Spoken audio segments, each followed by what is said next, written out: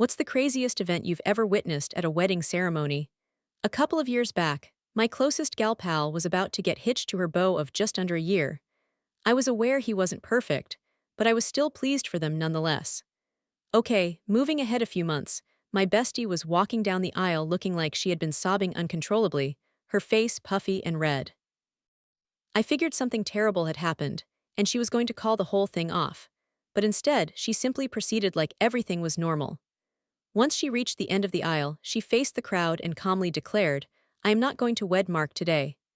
Then, she hiked up her wedding gown to show everyone her legs, which were covered in cuts and bruises, before announcing, "These injuries are the handiwork of our dear Mark when no one is watching." I glanced over at the groom, and there was a moment of quiet before her father stormed down the aisle and started beating him up. I took my best friend to the bridal suite, and she started sobbing uncontrollably.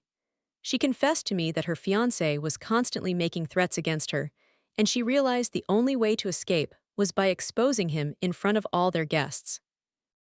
I jumped forward to embrace her, telling her how sorry I was that I hadn't figured it out sooner. Thankfully, though, this story actually has an even better conclusion, because we eventually discovered that her dad and the best man had damaged the groom's spine to such an extent that he will be confined to a wheelchair for the remainder of his days.